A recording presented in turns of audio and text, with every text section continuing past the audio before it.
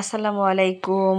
আমি জেরিন। আমার page homemade cake by Zerin. আজকে আমি আপনাদেরকে একটু ভিন্ন ধরনের কাজ করে দেখাবো।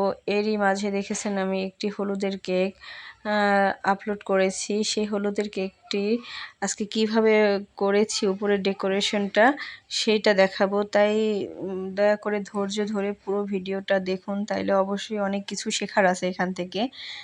তো আমি প্রথমে এখানে সাদা ফন্ডেন্ট দিয়ে কাজ করে নেব। কারণ দেখা গেছে কালারিং ফন্ডেন্ট দিয়ে যদি আগে কাজ করা হয় তাহলে কালারগুলো পরে সাদা ফন্ডেন্টে লেগে যাবে, কাজ করা অসুবিধা হয়ে যাবে, দেখতেও খারাপ লাগবে। তো এখানে আমি সাদা ফন্ডেন্টের কাজগুলো আগে করে নিচ্ছি।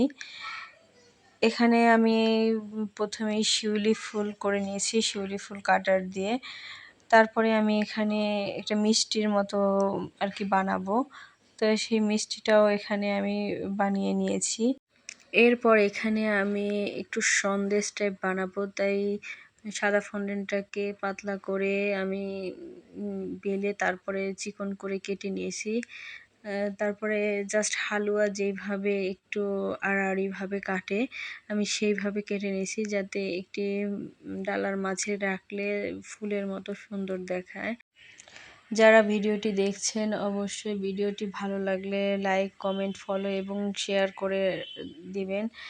এরপরে আমি যে কালারিং ফন্ডেন্টে চলে গেলাম। তো এখানে আমি কমলা কালার করে নিয়েছি অনেকখানি ফন্ডেন্ট, কারণ আমার কেকটার ডেকোরেশনের উপরের অনেক অংশটাই ফন্ডেন্ট হচ্ছে কমলা কালার দিয়ে করতে হবে। তো প্রথমে আমি এখানে শিউলি ফুল সাদা দিয়ে বানিয়ে নিয়েছি, কিন্তু শিউলি ফুলের যে বোটা আর কি আছে সেটা আমি বানিয়ে নেব এই কমলা কালার দিয়ে। তাই ছোট ছোট করে আবার যে টুথপিকের ওটা কাঠিতে দিয়ে আমি একটু শিউলি ফুলের বোটার উপরে যে ছিদ্র থাকে তো ওরকম ছিদ্রটা করে নিয়েছি। এরপরে আমি চলে যাব পাঞ্জাবিতে। তো আমি সর্বপ্রথম হচ্ছে গিয়ে এই যে এত কিছু ফন্ডেন্ট দিয়ে বানানো, তো এত বিভিন্ন আইটেম ফন্ডেন্ট দিয়ে আমি কখনো বানাইনি।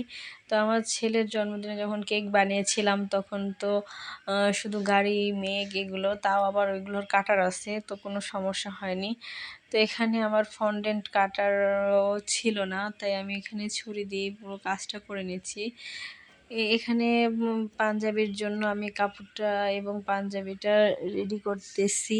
এখানে আমি প্রথমে পাঞ্জাবিটা করার পরে আমি কলারটা বানিয়ে এটা সেট করতেছি। তারপরে আমি এখানে বুদাম ঘাট করব, বুদাম দেব। আরও কিছু কাজ থাকবে যেগুলো আপনারা লাস্টে ভিডিওতে দেখতে পারবেন, যেগুলো আমি ভিডিওতে ক্যাপচার করতে পারিনি, কারণ হচ্ছে আমার ফোনে একেবারেই চার্জ ছিল না। এজন্য আসলে কাজ হচ্ছে চোখের দেখায়, চোখের দেখা দেখে কাজ অনেক কিছু শেখা যায় নিজের আইডিয়া থেকে। এগুলো সব প্র্যাকটিসের উপর ডিপেন্ড করে। তো ফন্ডেন্টের কেকগুলো একটু প্রাইস বেশি হয়ে থাকে, এজন্য ফন্ডেন্টের কাজগুলো খুব কম করা হয়। তো এখন আমি দেখুন এই যে ব্রাশটার পিছনের সাইড দিয়ে যে আঠার মতো লেগে থাকে, এজন্য আমি পানি দিয়ে তারপরে আমি হচ্ছে ওই যে বুদামের মতন ডিজাইনগুলো দিয়ে নিচ্ছি। যারা এখনও আমার পেজটি ফলো দেননি আবারও বলছি আমার পেজটি অবশ্যই ফলো দিয়ে পাশে থাকবেন। কিন্তু আপনারা যারা এরকম কেক নিতে চান তারা অবশ্যই আমার পেজে নক দিতে পারেন। এবং কাস্টমাইজ কেক পাওয়ার জন্য কয়েকদিন আগে থেকে নক দিতে হয়। আমার এখানে সব কিছু অ্যাভেলেবেল থাকে না। এমনকি এখন আমি কেকের অর্ডার পর্যন্ত নিতে পারছি না, কারণ আমি যেই ক্রিম দিয়ে কাজ করি সেই ক্রিমগুলো একেবারে কোথাও আমি খুঁজে পাই না, মাদারীপুরে কোথাও নেই। তাই আমি ইদানিং কেকের অর্ডারটাও আমি নিতে পারতেছি না, কেকের কাজ করতে পারতেছি না। অনেক অর্ডারও আমি ক্যান্সেল করে দিচ্ছি। তো এখন আমি এখানে ছোট ছোট দেখলেন আমি রাউন্ড শেপের কাটার দিয়ে গোল করে কেটে নিয়েছি। এগুলো আসলে যে এরকম সামনে ডালা রাখা একটা এরকম ডালা বানাবো সব। তো গোল করে ডালার নিচের অংশটা বানানোর পর এরকম লম্বা করে আমি ছুরি দিয়ে কেটে তারপরে ডালার চারপাশে পানি দিয়ে জাস্ট আঠার মতো যাতে লেগে থাকে এজন্য আমি লাগিয়ে নিয়েছি। তো এই যে দেখেছিলেন মিষ্টির পরে যে সন্দেশ বানিয়েছিলাম, তো এই দেখেন মাঝখানে দিয়ে দিচ্ছি। পরে এটা অবশ্য আমি গোল্ডেন ডাস্ট কালার দিয়ে সুন্দর করে আমি এখানে অন্যটা মানে কালার করে দেব, যাতে এটা সুন্দর হয়ে ফুটে ওঠে। তো আমি দেখুন একটা ডালাতে মিষ্টি সন্দেশ এবং আরেকটা ডালাতে শিউলি ফুল রেখেছি। তো এখন আমি করতেছি কি কুলা বানাবো। তো কুলার জন্য সুন্দর করে কুলার শেপ করে কেটে নিয়েছি। তারপরে আবার সেই যে লম্বা করে চিকন করে করে বানিয়ে তারপর সেটাও আমি কুলার মাঝে দিয়ে নিয়েছি। আর একটা ছুরি দিয়ে ওই যে কুলার মাঝে জাস্ট ডিজাইন করে দাগ দিয়ে নিয়েছি এবং সেখানে আমি শিউলি ফুলগুলো দিয়ে দিচ্ছি। শিউলি ফুল বসানোর আগেও আমি কিন্তু পানি দিয়ে নিয়েছি। আসলে পানি দিলে এটা নড়বে না, চড়বে না। আর এটা নড়াচড়ার তেমন সমস্যা হতো না। জাস্ট আমার বাসা ৪ তলায় আর এটা ছাদে নিয়েছে। তো আমাদের বাসার উপরে ছাদ।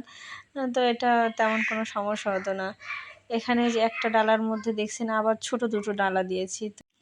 একটা ডালাতে আমি হলুদ দিয়েছি, পরে আরেকটা ডালাতে জাস্ট মেহেন্দি বাটার মতো যাতে দেখা যায় আমি রেখেছি, ওইটা দিয়ে দিব সবুজ কালার।